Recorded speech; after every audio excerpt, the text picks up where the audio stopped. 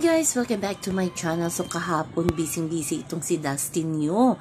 Ayan, Dasbia topic tayo ngayon guys.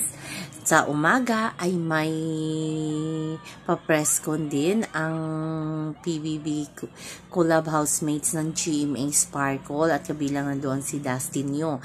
At tinanong siya kung willing ba siya na pagtambalin silang tatlo, si Will, si Bianca at siya. Siyempre sabi ni Dustin, okay. At pagkagabi, supportive BF itong si Dustin kay Bianca kasi black screening ng teleserye ni na Ann at Joshua at doon kasama si Bianca na It's Okay Not to Be Okay at nandoon si Dustin. Grabe yung hiyawan pagdating ni Dustin sa venue.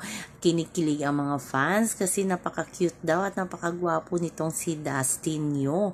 At kabilang din sa pumunta ang karamihang ex-housemate na sina Will, Rob, River, Mika, Brent, Isner at marami pang ibang ex-housemate na sumuporta sa kanilang mga kaibigan na sina Bianca at Cyril Manabat.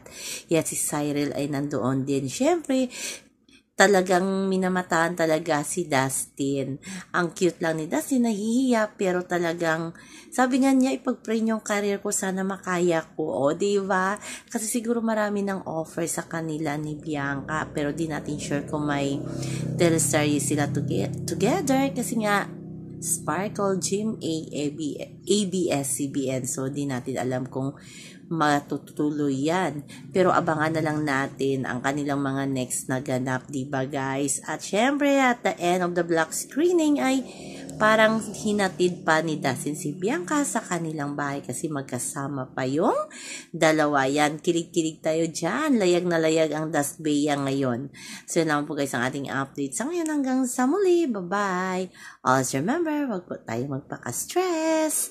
Please like, share, subscribe my channel para ma-update kayo sa bagong upload.